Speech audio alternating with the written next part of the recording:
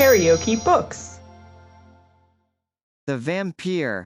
Written by John William Polidori. Audiobook. Extract of a letter to the editor. Extract of a letter from Geneva. I breathe freely in the neighborhood of this lake. The ground upon which I tread has been subdued from the earliest ages. The principal objects which immediately strike my eye bring to my recollection scenes, in which man acted the hero and was the chief object of interest. Not to look back to earlier times of battles and sieges, here is the bust of Rousseau.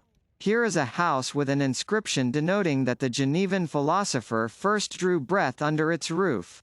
A little out of the town is Ferney, the residence of Voltaire, where that wonderful, though certainly in many respects contemptible, character received, like the hermits of old, the visits of pilgrims, not only from his own nation, but from the farthest boundaries of Europe. Here too is Bonnet's abode, and, a few steps beyond, the house of that astonishing woman Madame de Staël, perhaps the first of her sex, who has really proved its often claimed equality with the nobler man. We have before had women who have written interesting novels and poems, in which their tact at observing drawing-room characters has availed them, but never since the days of Heloise have those faculties which are peculiar to man, been developed as the possible inheritance of woman. Though even here, as in the case of Heloise, our sex have not been backward in alleging the existence of an Abelard in the person of M. Schlegel as the inspirer of her works. But to proceed. Upon the same side of the lake, Gibbon, Bonnivard, Bradshaw, and others mark, as it were, the stages for our progress, whilst upon the other side there is one house, built by Diodati, the friend of Milton, which has contained within its walls, for several months, that poet whom we have so often read together, and who, if human passions remain the same, and human feelings, like chords, on being swept by nature's impulses shall vibrate as before, will be placed by posterity in the first rank of our English poets. You must have heard, or the third canto of Childe Harold will have informed you, that Lord Byron resided many months in this neighbourhood. I went with some friends a few days ago, after having seen Ferney, to view this mansion. I trod the floors with the same feelings of awe and respect as we did, together, those of Shakespeare's dwelling at Stratford. I sat down in a chair of the saloon, and satisfied myself that I was resting on what he had made his constant seat. I found a servant there who had lived with him. She, however, gave me but little information. She pointed out his bedchamber upon the same level as the saloon and dining room, and informed me that he retired to rest at 3, got up at 2, and employed himself a long time over his toilette. That he never went to sleep without a pair of pistols and a dagger by his side, and that he never eat animal food. He apparently spent some part of every day upon the lake in an English boat. There is a balcony from the saloon which looks upon the lake and the mountain Jura, and I imagine, that it must have been hence he contemplated the storm so magnificently described in the third canto, for you have from here a most extensive view of all the points he has therein depicted. I can fancy him like the scathed pine, whilst all around was sunk to repose, still waking to observe, what gave but a weak image of the storms which had desolated his own breast. The sky is changed, and such a change, O night! And storm and darkness, ye are wondrous strong, yet lovely in your strength, as is the light of a dark eye in woman. Far along, from peak to peak, the rattling crags among, leaps the live thunder, not from one lone cloud, but every mountain now hath found a tongue, and Jura answers through her misty shroud, back to the joyous Alps who call to her aloud. And this is in the night, most glorious night. Thou wert not sent for slumber. Let me be a sharer in thy far and fierce delight, a portion of the tempest and of me. How the lit lake shines a phosphoric sea, and the big rain comet dancing to the earth. And now again 'tis black, and now the glee of the loud hills shakes with its mountain mirth, as if they did rejoice o'er a young earthquake's birth. now where the swift Rhine cleaves his way between heights which appear, as lovers who have parted in haste, whose mining depths so intervene, that they can meet no more, though, broken-hearted. Though, in their souls which thus each other thwarted, love was the very root of the fond rage, which blighted their life's bloom, and then departed. Itself expired, but leaving them an age of years all winter, war within themselves to wage. I went down to the little port, if I may use the expression, wherein his vessel used to lay, and conversed with the cottager, who had the care of it. You may smile, but I have my pleasure in thus helping my personification of the individual I admire, by attaining to the knowledge of those circumstances which were daily around him. I have made numerous inquiries in the town concerning him, but can learn nothing. He only went into society there once, when M. Pictet took him to the house of a lady to spend the evening. They say he is a very singular man, and seem to think him very uncivil. Amongst other things they relate, that having invited M. Pictet and Bonstetten to dinner, he went on the lake to Chillon, leaving a gentleman who travelled with him to receive them and make his apologies. Another evening, being invited to the house of Lady D.H., he promised to attend, but upon approaching the windows of her ladyship's villa, and perceiving the room to be full of company, he set down his friend, desiring him to plead his excuse, and immediately returned home. This will serve as a contradiction to the report which you tell me is current in England, of his having been avoided by his countrymen on the continent.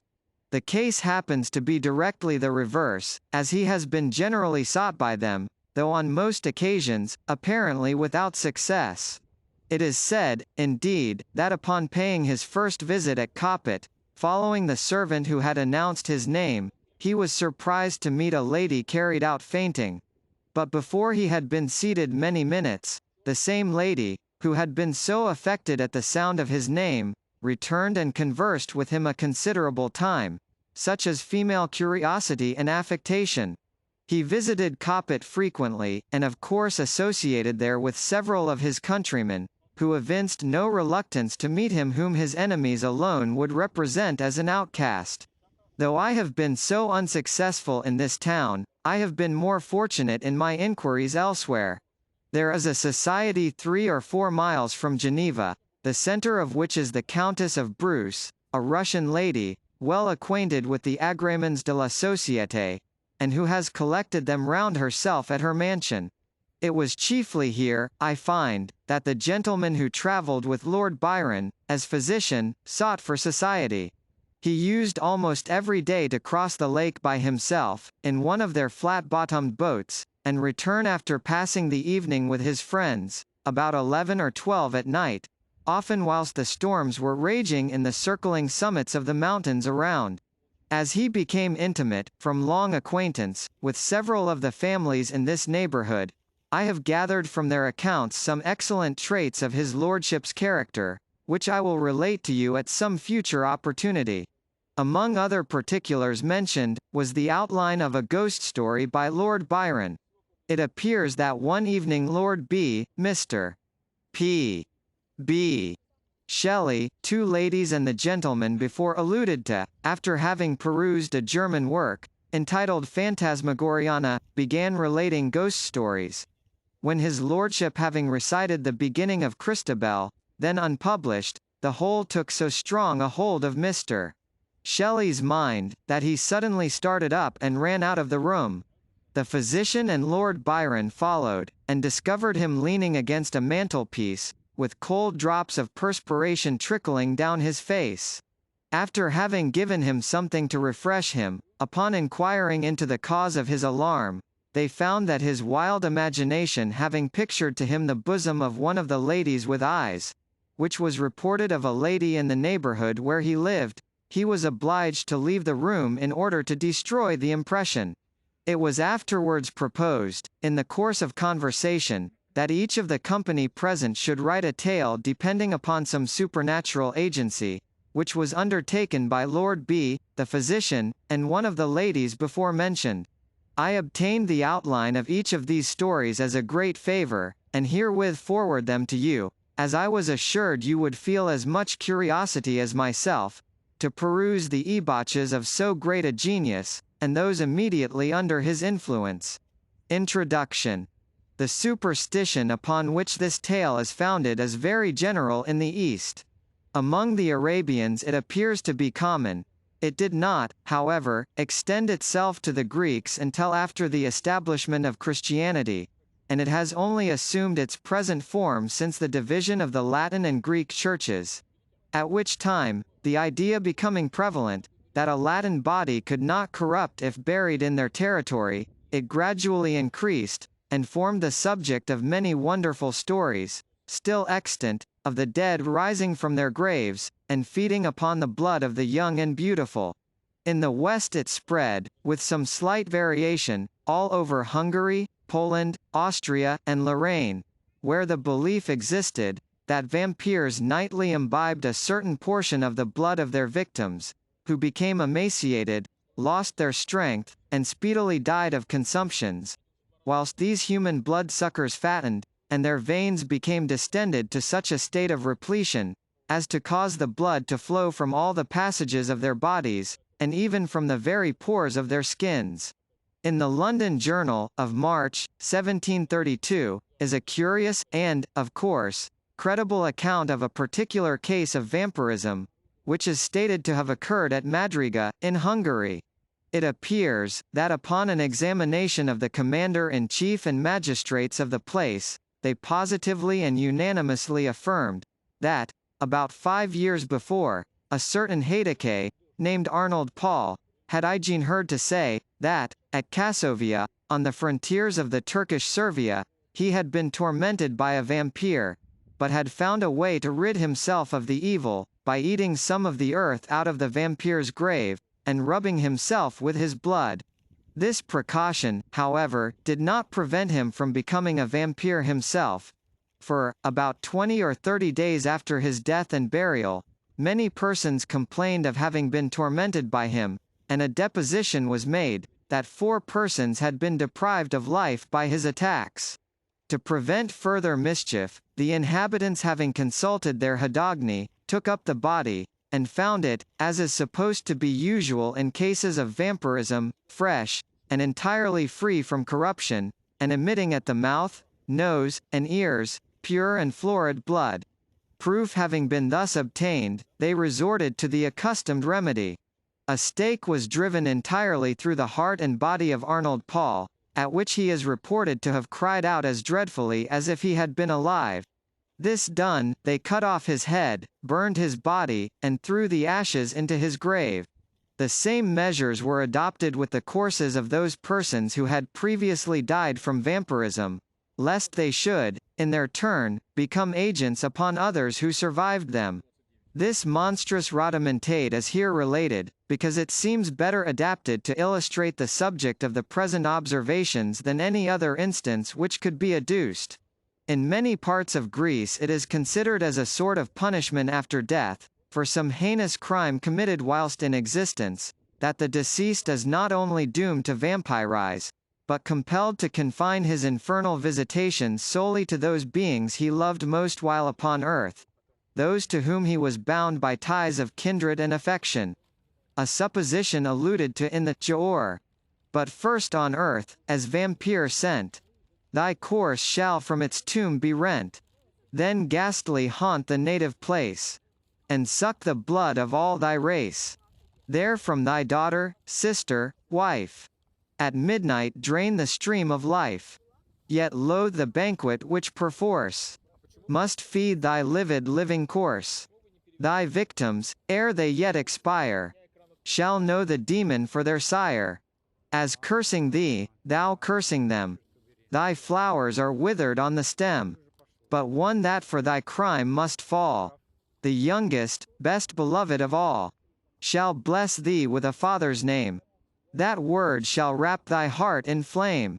Yet thou must end thy task and mark her cheek's last tinge, her eyes' last spark, and the last glassy glance must view, which freezes o'er its lifeless blue. Then with unhallowed hand shall tear the tresses of her yellow hair. of which, in life a lock when shorn, affection's fondest pledge was worn, but now is borne away by thee, memorial of thine agony, yet with thine own best blood shall drip, thy gnashing tooth, and haggard lip. Then stalking to thy sullen grave, go, and with ghouls and afrits rave, till these in horror shrink away, from spectre more accursed than they. Mr. Southey has also introduced in his wild but beautiful poem of Thalaba, the vampire course of the Arabian maid Oniza, who is represented as having returned from the grave for the purpose of tormenting him she best loved whilst in existence. But this cannot be supposed to have resulted from the sinfulness of her life, she being portrayed throughout the whole of the tale as a complete type of purity and innocence. The veracious Tournefort gives a long account in his travels of several astonishing cases of vampirism, to which he pretends to have been an eyewitness, and Calmet, in his great work upon this subject, besides a variety of anecdotes, and traditionary narratives illustrative of its effects, has put forth some learned dissertations, tending to prove it to be a classical, as well as barbarian error. Many curious and interesting notices on this singularly horrible superstition might be added, though the present may suffice for the limits of a note, necessarily devoted to explanation, and which may now be concluded by merely remarking, that though the term vampire is the one in most general acceptation, there are several others synonymous with it, made use of in various parts of the world, as Vrucolocha, Vartolocha, Godel, Brucoloca, and c. The vampire. It happened that in the midst of the dissipations attendant upon a London winter, there appeared at the various parties of the leaders of the ton a nobleman, more remarkable for his singularities than his rank. He gazed upon the mirth around him, as if he could not participate therein. Apparently, the light laughter of the fair only attracted his attention, that he might by a look quell it, and throw fear into those breasts where thoughtlessness reigned. Those who felt this sensation of awe, could not explain whence it arose. Some attributed it to the dead grey eye, which, fixing upon the object's face, did not seem to penetrate, and at one glance to pierce through to the inward workings of the heart, but fell upon the cheek with a leaden ray that weighed upon the skin it could not pass. His peculiarities caused him to be invited to every house. All wished to see him, and those who had been accustomed to violent excitement, and now felt the weight of ennui, were pleased at having something in their presence capable of engaging their attention. In spite of the deadly hue of his face, which never gained a warmer tint, either from the blush of modesty, or from the strong emotion of passion, though its form and outline were beautiful, many of the female hunters after notoriety attempted to win his attentions, and gain, at least, some marks of what they might term affection. Lady Mercer, who had been the mockery of every monster shown in drawing-rooms since her marriage, threw herself in his way, and did all but put on the dress of a mountebank, to attract his notice. Though in vain. When she stood before him, though his eyes were apparently fixed upon hers, still it seemed as if they were unperceived. Even her unappalled impudence was baffled, and she left the field. But though the common adulteress could not influence even the guidance of his eyes, it was not that the female sex was indifferent to him. Yet such was the apparent caution with which he spoke to the virtuous wife and innocent daughter, that few knew he ever addressed himself to females. He had, however, the reputation of a winning tongue, and whether it was that it even overcame the dread of his singular character, or that they were moved by his apparent hatred of vice, he was as often among those females who form the boast of their sex from their domestic virtues, as among those who sully it by their vices. About the same time, there came to London a young gentleman of the name of Aubrey. He was an orphan left with an only sister in the possession of great wealth, by parents who died while he was yet in childhood. Left also to himself by guardians, who thought it their duty merely to take care of his fortune, while they relinquished the more important charge of his mind to the care of mercenary subalterns, he cultivated more his imagination than his judgment. He had, hence, that high romantic feeling of honor and candor, which daily ruins so many milliners' apprentices. He believed all to sympathize with virtue, and thought that vice was thrown in by Providence merely for the picturesque effect of the scene, as we see in romances. He thought that the misery of a cottage merely consisted in the vesting of clothes, which were as warm, but which were better adapted to the painter's eye by their irregular folds and various colored patches. He thought, in fine, that the dreams of poets were the realities of life. He was handsome, frank, and rich. For these reasons, upon his entering into the gay circles, many mothers surrounded him, striving which should describe with least truth their languishing or romping favorites. The daughters at the same time, by their brightening countenances when he approached, and by their sparkling eyes, when he opened his lips, soon led him into false notions of his talents and his merit. Attached as he was to the romance of his solitary hours, he was startled at finding, that, except in the tallow and wax candles that flickered, not from the presence of a ghost, but from want of snuffing, there was no foundation in real life for any of that congeries of pleasing pictures and descriptions contained in those volumes, from which he had formed his study. Finding, however, some compensation in his gratified vanity, he was about to relinquish his dreams, when the extraordinary being we have above described, crossed him in his career. He watched him, and the very impossibility of forming an idea of the character of a man entirely absorbed in himself, who gave few other signs of his observation of external objects, than the tacit assent to their existence, implied by the avoidance of their contact, allowing his imagination to picture everything that flattered its propensity to extravagant ideas. He soon formed this object into the hero of a romance, and determined to observe the offspring of his fancy, rather than the person before him. He became acquainted with him, paid him attentions, and so far advanced upon his notice, that his presence was always recognized. He gradually learned that Lord Ruthven's affairs were embarrassed, and soon found, from the notes of preparation in Street, that he was about to travel. Desirous of gaining some information respecting this singular character, who, till now, had only whetted his curiosity, he hinted to his guardians, that it was time for him to perform the tour, which for many generations has been thought necessary to enable the young to take some rapid steps in the career of vice towards putting themselves upon an equality with the aged, and not allowing them to appear as if fallen from the skies, whenever scandalous intrigues are mentioned as the subjects of pleasantry or of praise, according to the degree of skill shown in carrying them on. They consented, and Aubrey, immediately mentioning his intentions to Lord Ruthven, was surprised to receive from him a proposal to join him. Flattered by such a mark of esteem from him, who, apparently, had nothing in common with other men, he gladly accepted it, and in a few days they had passed the circling waters. Hitherto, Aubrey had had no opportunity of studying Lord Ruthven's character, and now he found, that, though many more of his actions were exposed to his view, the results offered different conclusions from the apparent motives to his conduct. His companion was profuse in his liberality. The idle, the vagabond, and the beggar, received from his hand more than enough to relieve their immediate wants. But Aubrey could not avoid remarking, that it was not upon the virtuous, reduced to indigence by the misfortunes attendant even upon virtue, that he bestowed his alms. These were sent from the door with hardly suppressed sneers. But when the profligate came to ask something, not to relieve his wants, but to allow him to wallow in his lust, or to sink him still deeper in his iniquity, he was sent away with rich charity. This was, however, attributed by him to the greater importunity of the vicious, which generally prevails over the retiring bashfulness of the virtuous indigent. There was one circumstance about the charity of his lordship, which was still more impressed upon his mind.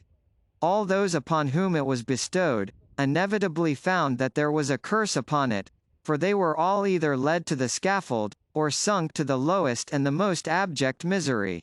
At Brussels and other towns through which they passed, Aubrey was surprised at the apparent eagerness with which his companions sought for the centres of all fashionable vice. There he entered into all the spirit of the faro table. he betted, and always gambled with success, except where the known sharper was his antagonist, and then he lost even more than he gained, but it was always with the same unchanging face, with which he generally watched the society around. It was not, however, so when he encountered the rash youthful novice, or the luckless father of a numerous family. Then his very wish seemed fortune's law.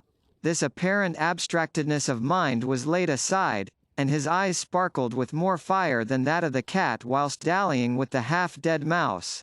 In every town, he left the formerly affluent youth, torn from the circle he adorned, cursing, in the solitude of a dungeon, the fate that had drawn him within the reach of this fiend.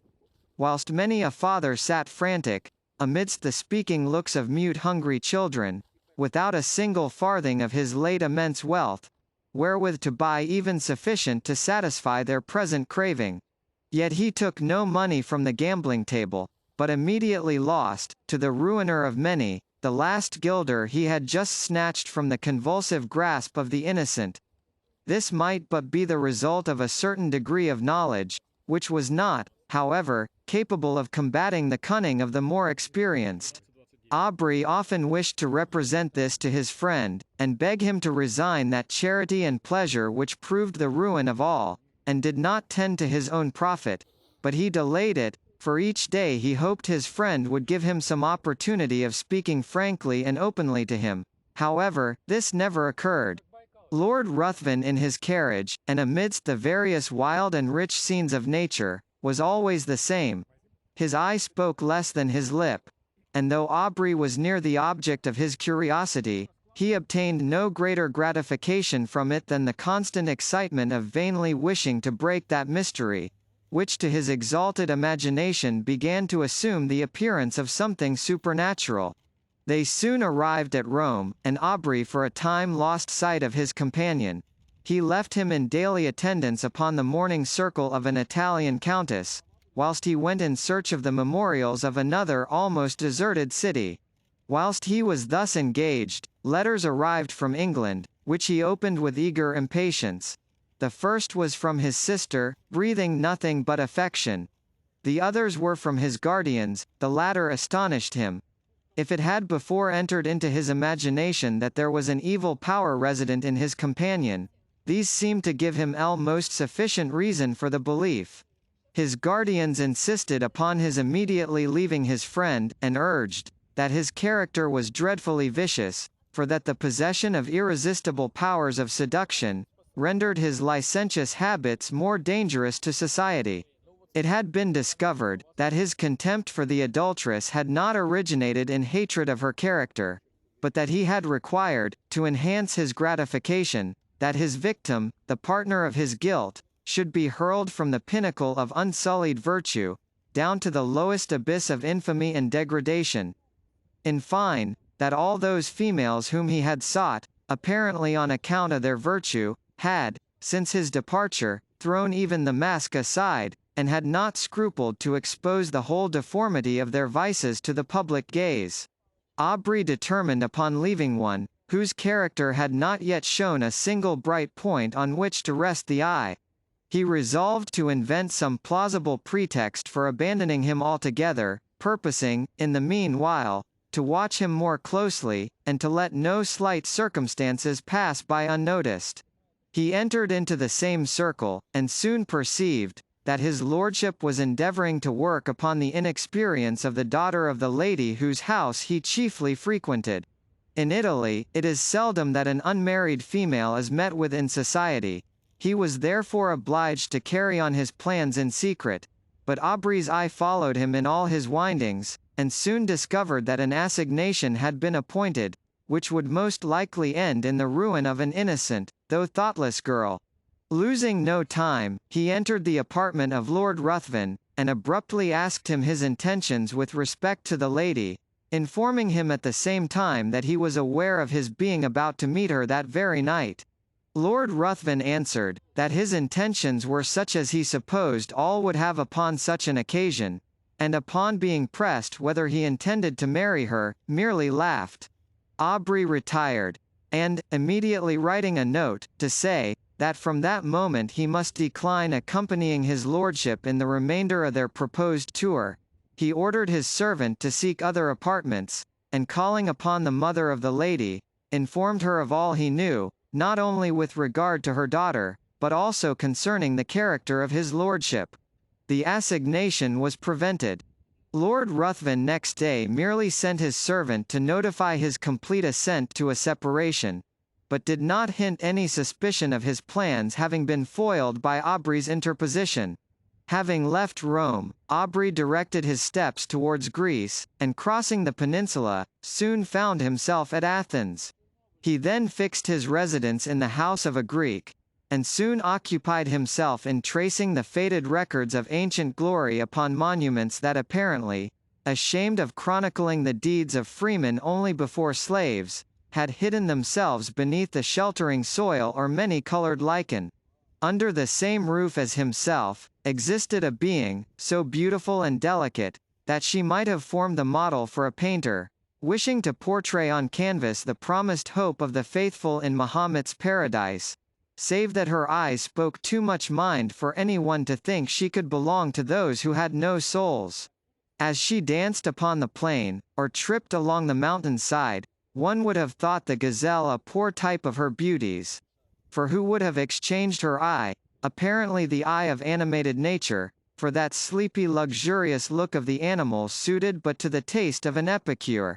The light step of Ianthe often accompanied Aubrey in his search after antiquities, and often would the unconscious girl, engaged in the pursuit of a cashmere butterfly, show the whole beauty of her form, floating as it were upon the wind, to the eager gaze of him, who forgot the letters he had just deciphered upon an almost effaced tablet, in the contemplation of her sylph-like figure.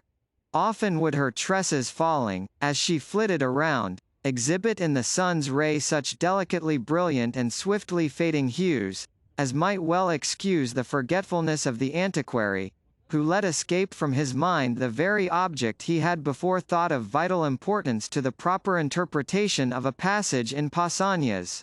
But why attempt to describe charms which all feel, but none can appreciate? It was innocence, youth, and beauty, unaffected by crowded drawing-rooms and stifling balls. Whilst he drew those remains of which he wished to preserve a memorial for his future hours, she would stand by, and watch the magic effects of his pencil, in tracing the scenes of her native place. She would then describe to him the circling dance upon the open plain, would paint to him in all the glowing colors of youthful memory, the marriage pomp she remembered viewing in her infancy, and then, turning to subjects that had evidently made a greater impression upon her mind, would tell him all the supernatural tales of her nurse. Her earnestness and apparent belief of what she narrated, excited the interest even of Aubrey, and often as she told him the tale of the living vampire, who had passed years amidst his friends, and dearest ties, forced every year, by feeding upon the life of a lovely female to prolong his existence for the ensuing months, his blood would run cold, whilst he attempted to laugh her out of such idle and horrible fantasies. But Ianthe cited to him the names of old men, who had at last detected one living among themselves, after several of their near relatives and children had been found marked with the stamp of the fiend's appetite, and when she found him so incredulous, she begged of him to believe her, for it had been remarked, that those who had dared to question their existence, always had some proof given, which obliged them, with grief and heartbreaking, to confess it was true. She detailed to him the traditional appearance of these monsters, and his horror was increased, by hearing a pretty accurate description of Lord Ruthven. He, however, still persisted in persuading her, that there could be no truth in her fears, though at the same time he wondered at the many coincidences which had all tended to excite a belief in the supernatural power of Lord Ruthven. Aubrey began to attach himself more and more to Ianthe. Her innocence, so contrasted with all the affected virtues of the women among whom he had sought for his vision of romance, won his heart, and while he ridiculed the idea of a young man of English habits marrying an uneducated Greek girl, still he found himself more and more attached to the almost fairy form before him. He would tear himself at times from her, and, forming a plan for some antiquarian research, he would depart, determined not to return until his object was attained. But he always found it impossible to fix his attention upon the ruins around him, whilst in his mind he retained an image that seemed alone the rightful possessor of his thoughts. Ianthe was unconscious of his love, and was ever the same frank infantile being he had first known.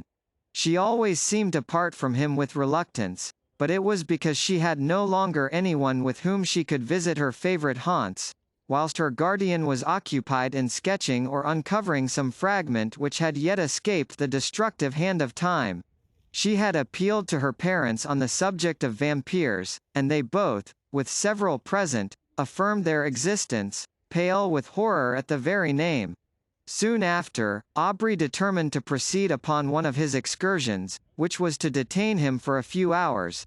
When they heard the name of the place, they all at once begged of him not to return at night, as he must necessarily pass through a wood, where no Greek would ever remain, after the day had closed, upon any consideration. They described it as the resort of the vampires in their nocturnal orgies, and denounced the most heavy evils as impending upon him who dared to cross their path. Aubrey made light of their representations, and tried to laugh them out of the idea, but when he saw them shudder at his daring thus to mock a superior, infernal power, the very name of which apparently made their blood freeze, he was silent. Next morning Aubrey set off upon his excursion unattended. He was surprised to observe the melancholy face of his host, and was concerned to find that his words, mocking the belief of those horrible fiends, had inspired them with such terror. When he was about to depart, Ianthe came to the side of his horse, and earnestly begged of him to return. Ere night allowed the power of these beings to be put in action, he promised. He was, however, so occupied in his research, that he did not perceive that daylight would soon end, and that in the horizon there was one of those specks which, in the warmer climates, so rapidly gather into a tremendous mass, and pour all their rage upon the devoted country. He at last, however, mounted his horse, determined to make up by speed for his delay, but it was too late. Twilight, in these southern climates, is almost unknown. Immediately the sun sets, night begins. And ere he had advanced far, the power of the storm was above. Its echoing thunders had scarcely an interval of rest. Its thick heavy rain forced its way through the canopying foliage, whilst the blue-forked lightning seemed to fall and radiate at his very feet. Suddenly his horse took fright, and he was carried with dreadful rapidity through the entangled forest. The animal at last, through fatigue, stopped, and he found, by the glare of lightning, that he was in the neighborhood of a hovel that hardly lifted itself up from the masses of dead leaves and brushwood which surrounded it. Dismounting, he approached, hoping to find some one to guide him to the town, or at least trusting to obtain shelter from the pelting of the storm. As he approached, the thunders, for a moment silent, allowed him to hear the dreadful shrieks of a woman mingling with the stifled, exultant mockery of a laugh, continued in one almost unbroken sound. He was startled. But, roused by the thunder which again rolled over his head, he, with a sudden effort, forced open the door of the hut. He found himself in utter darkness. The sound, however, guided him. He was apparently unperceived, for, though he called, still the sounds continued, and no notice was taken of him. He found himself in contact with someone, whom he immediately seized, when a voice cried, again baffled, to which a loud laugh succeeded, and he felt himself grappled by one whose strength seemed superhuman. Determined to sell his life as dearly as he could, he struggled. But it was in vain.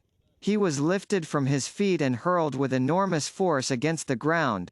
His enemy threw himself upon him, and kneeling upon his breast, had placed his hands upon his throat, when the glare of many torches penetrating through the hole that gave light in the day, disturbed him. He instantly rose, and, leaving his prey, rushed through the door, and in a moment the crashing of the branches, as he broke through the wood, was no longer heard. The storm was now still, and Aubrey, incapable of moving, was soon heard by those without. They entered. The light of their torches fell upon the mud walls, and the thatch loaded on every individual straw with heavy flakes of soot. At the desire of Aubrey they searched for her who had attracted him by her cries. He was again left in darkness. But what was his horror, when the light of the torches once more burst upon him, to perceive the airy form of his fair conductress brought in a lifeless corse. He shut his eyes, hoping that it was but a vision arising from his disturbed imagination. But he again saw the same form, when he unclosed them, stretched by his side. There was no color upon her cheek, not even upon her lip. Yet there was a stillness about her face that seemed almost as attaching as the life that once dwelt there. Upon her neck and breast was blood, and upon her throat were the marks of teeth having opened the vein.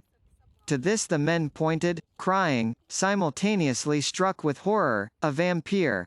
A vampire!" A litter was quickly formed, and Aubrey was laid by the side of her who had lately been to him the object of so many bright and fairy visions, now fallen with the flower of life that had died within her.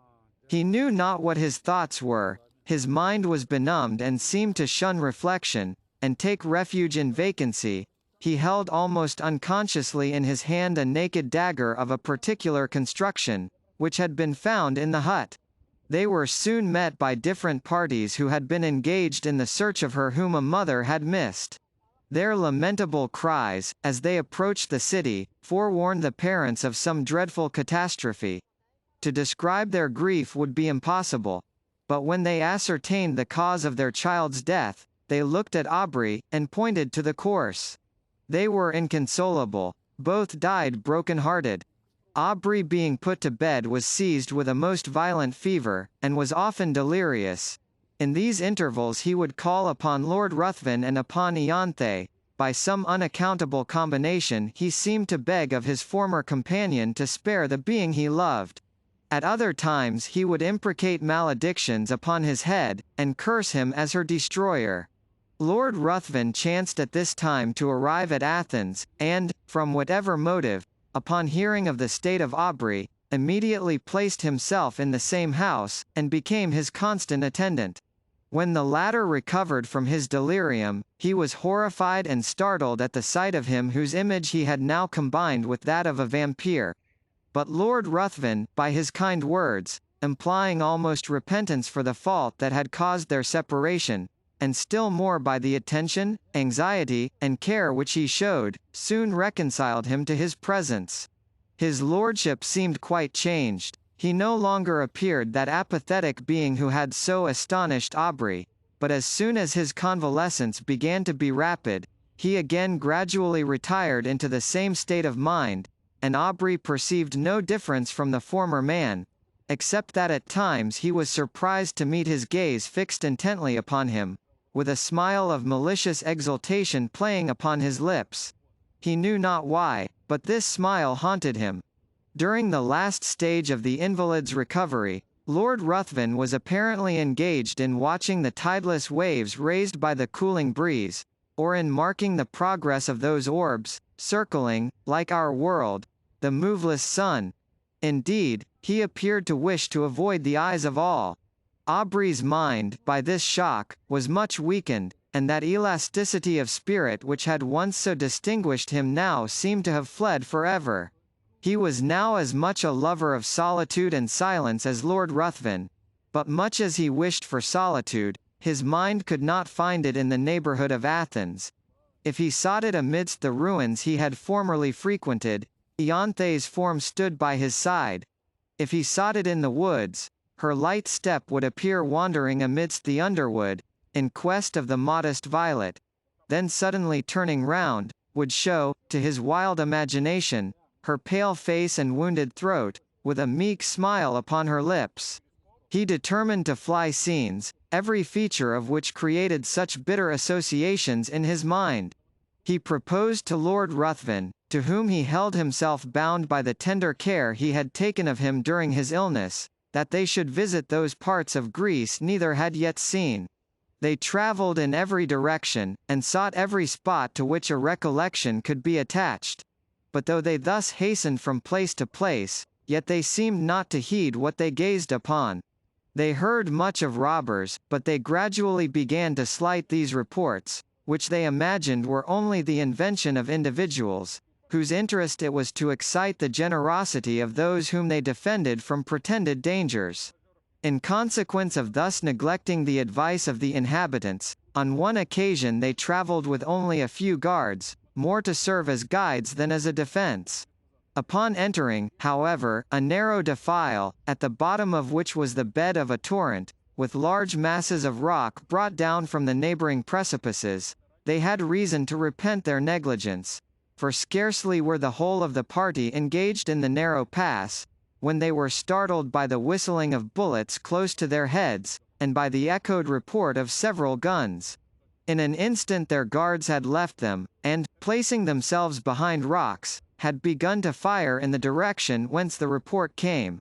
Lord Ruthven and Aubrey, imitating their example, retired for a moment behind the sheltering turn of the defile, but ashamed of being thus detained by a foe, who with insulting shouts bade them advance, and being exposed to unresisting slaughter, if any of the robbers should climb above and take them in the rear, they determined at once to rush forward in search of the enemy.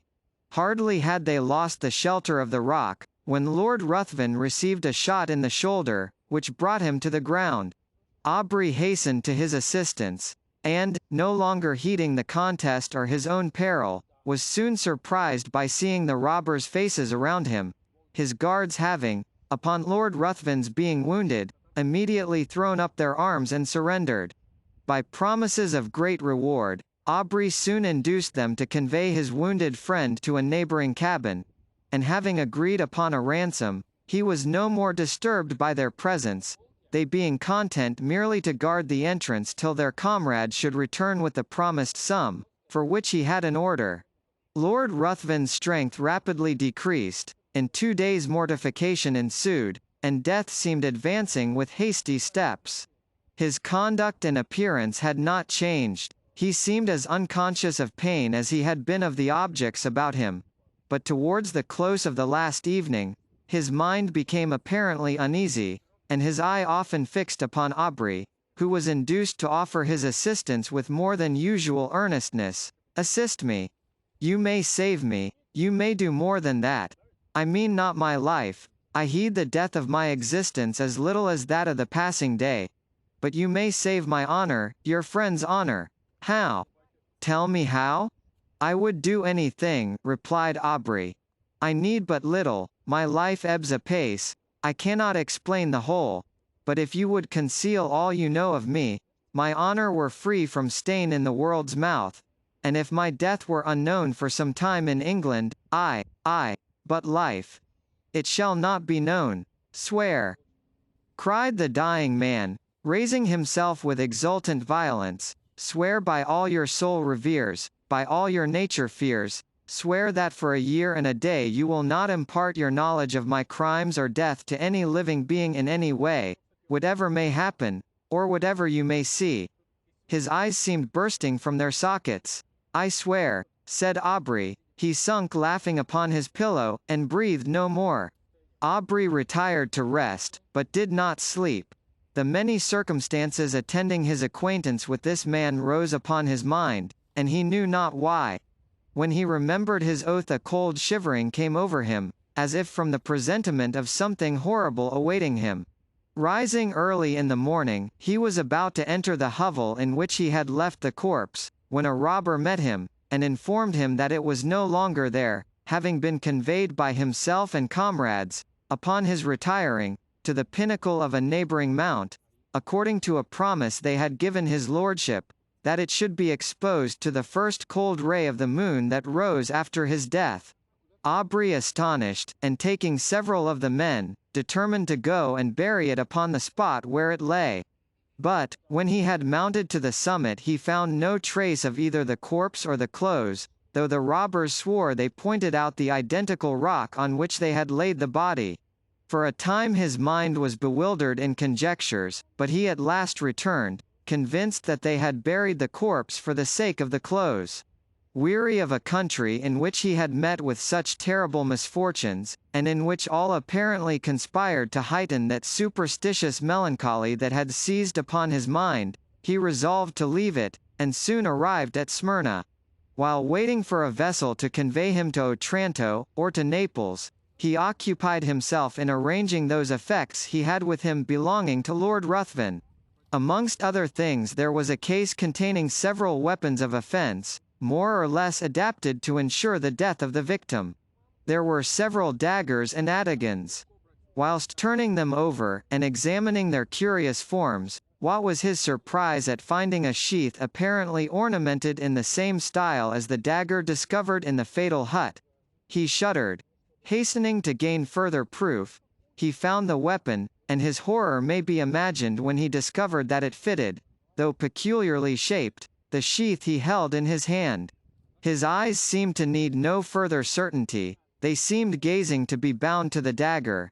Yet still he wished to disbelieve, but the particular form, the same varying tints upon the haft and sheath were alike in splendor on both, and left no room for doubt. There were also drops of blood on each. He left Smyrna, and on his way home, at Rome, his first inquiries were concerning the lady he had attempted to snatch from Lord Ruthven's seductive arts. Her parents were in distress, their fortune ruined, and she had not been heard of since the departure of his lordship. Aubrey's mind became almost broken under so many repeated horrors. He was afraid that this lady had fallen a victim to the destroyer of Ianthe. He became morose and silent, and his only occupation consisted in urging the speed of the postilions, as if he were going to save the life of someone he held dear. He arrived at Calais. A breeze, which seemed obedient to his will, soon wafted him to the English shores, and he hastened to the mansion of his fathers, and there, for a moment, appeared to lose, in the embraces and caresses of his sister, all memory of the past. If she before, by her infantine caresses, had gained his affection, now that the woman began to appear, she was still more attaching as a companion. Miss Aubrey had not that winning grace which gains the gaze and applause of the drawing-room assemblies. There was none of that light brilliancy which only exists in the heated atmosphere of a crowded apartment. Her blue eye was never lit up by the levity of the mind beneath. There was a melancholy charm about it which did not seem to arise from misfortune, but from some feeling within, that appeared to indicate a soul conscious of a brighter realm. Her step was not that light footing, which strays where'er a butterfly or a color may attract, it was sedate and pensive. When alone, her face was never brightened by the smile of joy, but when her brother breathed to her his affection, and would in her presence forget those griefs she knew destroyed his rest, who would have exchanged her smile for that of the voluptuary? It seemed as if those eyes, that face were then playing in the light of their own native sphere. She was yet only 18, and had not been presented to the world, it having been thought by her guardians more fit that her presentation should be delayed until her brother's return from the continent, when he might be her protector. It was now, therefore, resolved that the next drawing-room, which was fast approaching, should be the epoch of her entry into the busy scene. Aubrey would rather have remained in the mansion of his fathers, and fed upon the melancholy which overpowered him. He could not feel interest about the frivolities of fashionable strangers, when his mind had been so torn by the events he had witnessed, but he determined to sacrifice his own comfort to the protection of his sister. They soon arrived in town, and prepared for the next day, which had been announced as a drawing-room. The crowd was excessive, a drawing-room had not been held for a long time, and all who were anxious to bask in the smile of royalty, hastened thither. Aubrey was there with his sister. While he was standing in a corner by himself, heedless of all around him, engaged in the remembrance that the first time he had seen Lord Ruthven was in that very place, he felt himself suddenly seized by the arm, and a voice he recognized too well, sounded in his ear, "Remember your oath." He had hardly courage to turn, fearful of seeing a spectre that would blast him, when he perceived, at a little distance, the same figure which had attracted his notice on this spot upon his first entry into society. He gazed till his limbs almost refusing to bear their weight, he was obliged to take the arm of a friend, and forcing a passage through the crowd, he threw himself into his carriage, and was driven home. He paced the room with hurried steps, and fixed his hands upon his head, as if he were afraid his thoughts were bursting from his brain. Lord Ruthven again before him. Circumstances started up in dreadful array. The dagger, his oath. He roused himself, he could not believe it possible, the dead rise again. He thought his imagination had conjured up the image his mind was resting upon. It was impossible that it could be real. He determined, therefore, to go again into society, for though he attempted to ask concerning Lord Ruthven, the name hung upon his lips, and he could not succeed in gaining information. He went a few nights after with his sister to the assembly of a near relation. Leaving her under the protection of a matron, he retired into a recess, and there gave himself up to his own devouring thoughts. Perceiving, at last, that many were leaving, he roused himself, and entering another room, found his sister surrounded by several, apparently in earnest conversation.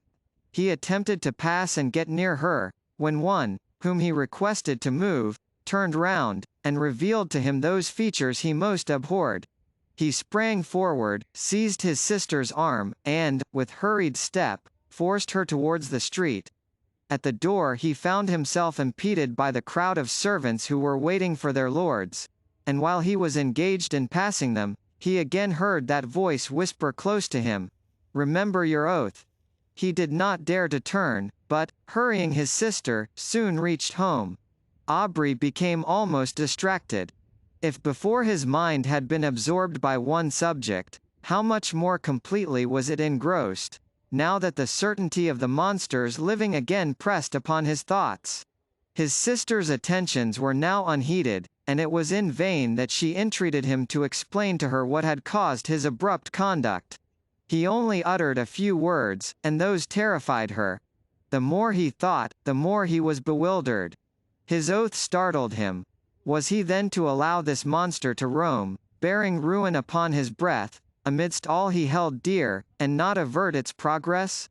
His very sister might have been touched by him. But even if he were to break his oath, and disclose his suspicions, who would believe him?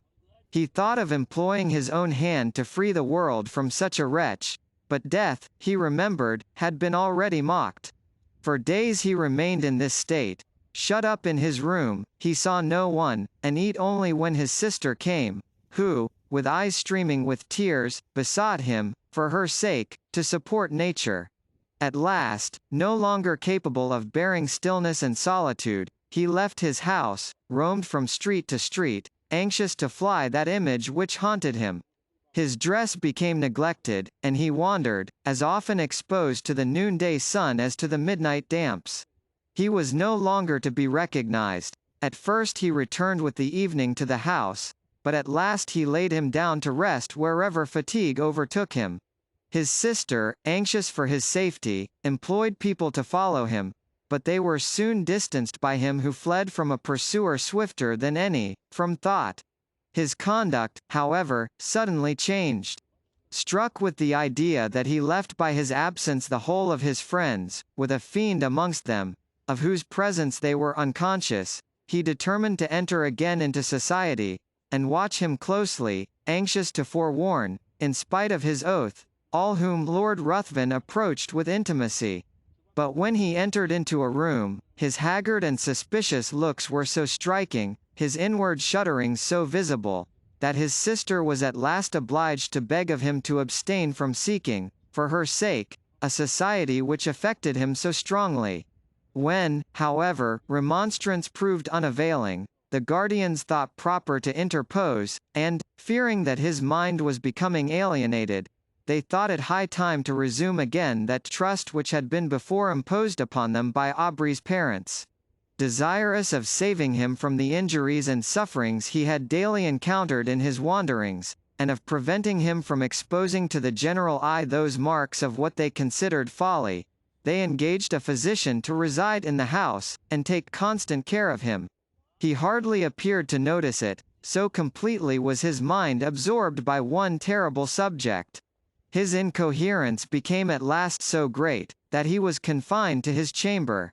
There he would often lie for days, incapable of being roused. He had become emaciated, his eyes had attained a glassy luster. The only sign of affection and recollection remaining displayed itself upon the entry of his sister.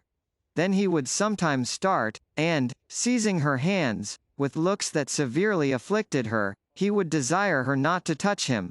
"Oh, do not touch him. If your love for me is aught, do not go near him." When, however, she inquired to whom he referred, his only answer was, "True. True." And again he sank into a state, whence not even she could rouse him. This lasted many months. Gradually, however, as the year was passing, his incoherences became less frequent, and his mind threw off a portion of its gloom, whilst his guardians observed, that several times in the day he would count upon his fingers a definite number, and then smile. The time had nearly elapsed, when, upon the last day of the year, one of his guardians entering his room, began to converse with his physician upon the melancholy circumstance of Aubrey's being in so awful a situation, when his sister was going next day to be married. Instantly Aubrey's attention was attracted. He asked anxiously to whom. Glad of this mark of returning intellect, of which they feared he had been deprived, they mentioned the name of the Earl of Marsden. Thinking this was a young earl whom he had met with in society, Aubrey seemed pleased, and astonished them still more by his expressing his intention to be present at the nuptials, and desiring to see his sister. They answered not, but in a few minutes his sister was with him. He was apparently again capable of being affected by the influence of her lovely smile, for he pressed her to his breast, and kissed her cheek, wet with tears, flowing at the thought of her brothers being once more alive to the feelings of affection. He began to speak with all his wonted warmth, and to congratulate her upon her marriage with a person so distinguished for rank and every accomplishment, when he suddenly perceived a locket upon her breast. Opening it, what was his surprise at beholding the features of the monster who had so long influenced his life! He seized the portrait in a paroxysm of rage, and trampled it under foot. Upon her asking him why he thus destroyed the resemblance of her future husband, he looked as if he did not understand her. Then seizing her hands, and gazing on her with a frantic expression of countenance, he bade her swear that she would never wed this monster, but he could not advance. It seemed as if that voice again bade him remember his oath. He turned suddenly round, thinking Lord Ruthven was near him but saw no one. In the meantime the guardians and physician, who had heard the whole, and thought this was but a return of his disorder, entered, and forcing him from Miss Aubrey, desired her to leave him. He fell upon his knees to them, he implored, he begged of them to delay but for one day. They, attributing this to the insanity they imagined had taken possession of his mind, endeavoured to pacify him, and retired. Lord Ruthven had called the morning after the drawing-room, and had been refused with every one else. When he heard of Aubrey's ill health, he readily understood himself to be the cause of it, but when he learned that he was deemed insane, his exultation and pleasure could hardly be concealed from those among whom he had gained this information. He hastened to the house of his former companion, and, by constant attendance, and the pretence of great affection for the brother and interest in his fate, he gradually won the ear of Miss Aubrey. Who could resist his power? His tongue had dangers and toils to recount, could speak of himself as of an individual having no sympathy with any being on the crowded earth, save with her to whom he addressed himself, could tell how, since he knew her, his existence had begun to seem worthy of preservation, if it were merely that he might listen to her soothing accents. In fine, he knew so well how to use the serpent's art, or such was the will of fate, that he gained her affections. The title of the elder branch falling at length to him, he obtained an important embassy, which served as an excuse for hastening the marriage, in spite of her brother's deranged state, which was to take place the very day before his departure for the continent. Aubrey, when he was left by the physician and his guardians, attempted to bribe the servants, but in vain. He asked for pen and paper. It was given him. He wrote a letter to his sister, conjuring her, as she valued her own happiness, her own honor, and the honor of those now in the grave, who once held her in their arms as their hope and the hope of their house, to delay but for a few hours that marriage, on which he denounced the most heavy curses. The servants promised they would deliver it, but giving it to the physician, he thought it better not to harass any more the mind of Miss Aubrey by, what he considered, the ravings of a maniac. Night passed on without rest to the busy inmates of the house, and Aubrey heard, with a horror that may more easily be conceived than described, the notes of busy preparation. Morning came, and the sound of carriages broke upon his ear. Aubrey grew almost frantic. The curiosity of the servants at last overcame their vigilance. They gradually stole away, leaving him in the custody of an helpless old woman. He seized the opportunity, with one bound was out of the room, and in a moment found himself in the apartment where all were nearly assembled. Lord Ruthven was the first to perceive him. He immediately approached, and, taking his arm by force, hurried him from the room, speechless with rage. When on the staircase, Lord Ruthven whispered in his ear, "Remember your oath, and know, if not my bride today, your sister is dishonored. Women are frail." So saying, he pushed him towards his attendants, who, roused by the old woman, had come in search of him. Aubrey could no longer support himself. His rage not finding vent, had broken a blood vessel, and he was conveyed to bed. This was not mentioned to his sister, who was not present when he entered, as the physician was afraid of agitating her. The marriage was solemnized, and the bride and bridegroom left London. Aubrey's weakness increased. The effusion of blood produced symptoms of the near approach of death. He desired his sister's guardians might be called, and when the midnight hour had struck, he related composedly what the reader has perused. He died immediately after. The guardians hastened to protect Miss Aubrey, but when they arrived, it was too late. Lord Ruthven had disappeared, and Aubrey's sister had glutted the thirst of a vampire. Extract of a letter, containing an account of Lord Byron's residence in the island of Mitylene. Account of Lord Byron's residence, and c. The world was all before him, where to choose his place of rest, and Providence his guide. In sailing through the Grecian archipelago, on board one of His Majesty's vessels, in the year 1812, we put into the harbour of Mitylene, in the island of that name.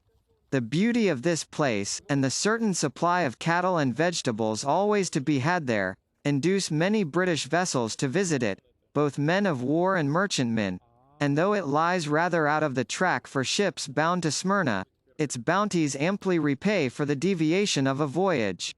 We landed, as usual, at the bottom of the bay, and whilst the men were employed in watering, and the purser bargaining for cattle with the natives, the clergyman and myself took a ramble to the cave called Homer's School, and other places, where we had been before.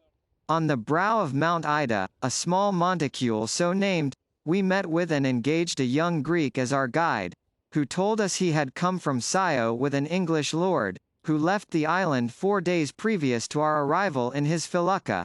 He engaged me as a pilot, said the Greek, and would have taken me with him, but I did not choose to quit Mitylene, where I am likely to get married. He was an odd, but a very good man. The cottage over the hill, facing the river, belongs to him, and he has left an old man in charge of it. He gave Dominic, the wine trader, 600 zechines for it, about 250 L. English currency, and has resided there about 14 months, though not constantly, for he sails in his felucca very often to the different islands. This account excited our curiosity very much, and we lost no time in hastening to the house where our countryman had resided. We were kindly received by an old man, who conducted us over the mansion. It consisted of 4 apartments on the ground floor, an entrance hall, a drawing room, a sitting parlour, and a bedroom, with a spacious closet annexed. They were all simply decorated, plain green stained walls, marble tables on either side, a large myrtle in the center, and a small fountain beneath, which could be made to play through the branches by moving a spring fixed in the side of a small bronze Venus in a leaning posture. A large couch or sofa completed the furniture. In the hall stood half a dozen English cane chairs, and an empty bookcase. There were no mirrors, nor a single painting. The bedchamber had merely a large mattress spread on the floor, with 2 stuffed cotton quilts and a pillow, the common bed throughout Greece. In the sitting room we observed a marble recess, formerly, the old man told us, filled with books and papers, which were then in a large seaman's chest in the closet. It was open, but we did not think ourselves justified in examining the contents. On the tablet of the recess lay Voltaire's, Shakespeare's, Boileau's, and Rousseau's works complete, Volney's Ruins of Empires, Zimmermann, in the German language, Klopstock's Messiah, Kotzebue's novels, Schiller's Play of the Robbers, Milton's Paradise Lost, an Italian edition, printed at Parma in 1810, several small pamphlets from the Greek press at Constantinople, much torn, but no English book of any description. Most of these books were filled with marginal notes, written with a pencil, in Italian and Latin. The Messiah was literally scribbled all over, and marked with slips of paper, on which also were remarks. The old man said, the Lord had been reading these books the evening before he sailed, and forgot to place them with the others. But, said he, there they must lie until his return.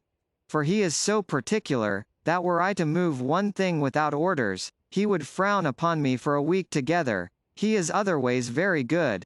I once did him a service, and I have the produce of this farm for the trouble of taking care of it, except 20 zechines which I pay to an aged Armenian who resides in a small cottage in the wood, and whom the Lord brought here from Adrianople. I don't know for what reason. The appearance of the house externally was pleasing. The portico in front was 50 paces long and 14 broad, and the fluted marble pillars with black plinths and fretwork cornices, as it is now customary in Grecian architecture, were considerably higher than the roof. The roof, surrounded by a light stone balustrade, was covered by a fine Turkey carpet, beneath an awning of strong coarse linen. Most of the housetops are thus furnished, as upon them the Greeks pass their evenings in smoking, drinking light wines, such as Lacrima Christi, eating fruit, and enjoying the evening breeze.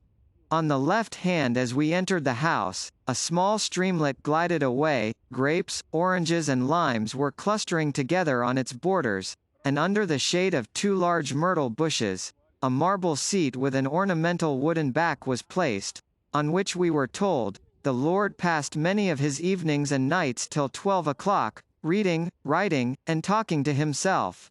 I suppose, said the old man, praying, for he was very devout, and always attended our church twice a week, besides Sundays.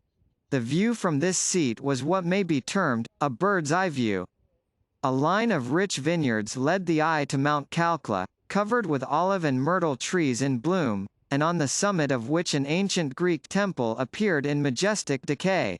A small stream issuing from the ruins descended in broken cascades, until it was lost in the woods near the mountain's base. The sea smooth as glass, and an horizon unshadowed by a single cloud, terminates the view in front, and a little on the left, through a vista of lofty chestnut and palm trees, several small islands were distinctly observed, studding the light blue wave with spots of emerald green. I seldom enjoyed a view more than I did this, but our inquiries were fruitless as to the name of the person who had resided in this romantic solitude. None knew his name but Dominic, his banker, who had gone to Candia. The Armenian, said our conductor, could tell, but I am sure he will not. And cannot you tell, old friend? Said I. If I can, said he, I dare not. We had not time to visit the Armenian, but on our return to the town we learnt several particulars of the isolated lord. He had portioned 8 young girls when he was last upon the island, and even danced with them at the nuptial feast. He gave a cow to one man, horses to others, and cotton and silk to the girls who live by weaving these articles. He also bought a new boat for a fisherman who had lost his own in a gale, and he often gave Greek testaments to the poor children. In short, he appeared to us, from all we collected, to have been a very eccentric and benevolent character. One circumstance we learnt, which our old friend at the cottage thought proper not to disclose. He had a most beautiful daughter, with whom the Lord was often seen walking on the seashore, and he had bought her a pianoforte, and taught her himself the use of it. Such was the information with which we departed from the peaceful Isle of Mitylene. Our imaginations all on the rack, guessing who this rambler in Greece could be. He had money, it was evident. He had philanthropy of disposition, and all those eccentricities which mark peculiar genius. Arrived at Palermo, all our doubts were dispelled. Falling in company with Mr. Foster, the architect, a pupil of Wyatt's, who had been travelling in Egypt and Greece, the individual, said he, about whom you are so anxious, is Lord Byron. I met him in my travels on the island of Tenedo, and I also visited him at Mitylene. We had never then heard of his lordship's fame, as we had been some years from home, but, Childe Harold, being put into our hands, we recognized the recluse of Calcla in every page. Deeply did we regret not having been more curious in our researches at the cottage, but we consoled ourselves with the idea of returning to Mitylene on some future day. But to me that day will never return. I make this statement, believing it not quite uninteresting, and injustice to his lordship's good name, which has been grossly slandered. He has been described as of an unfeeling disposition, averse to associating with human nature, or contributing in any way to soothe its sorrows, or add to its pleasures. The fact is directly the reverse, as may be plainly gathered from these little anecdotes. All the finer feelings of the heart, so elegantly depicted in his lordship's poems, seem to have their seat in his bosom. Tenderness, sympathy, and charity appear to guide all his actions, and his courting the repose of solitude is an additional reason for marking him as a being on whose heart religion hath set her seal, and over whose head benevolence hath thrown her mantle. No man can read the preceding pleasing traits, without feeling proud of him as a countryman. With respect to his loves or pleasures, I do not assume a right to give an opinion. Reports are ever to be received with caution, particularly when directed against man's moral integrity, and he who dares justify himself before that awful tribunal where all must appear, alone may censure the errors of a fellow mortal. Lord Byron's character is worthy of his genius. To do good in secret, and shun the world's applause, is the surest testimony of a virtuous heart and self-approving conscience. The end. KaraokeBooks.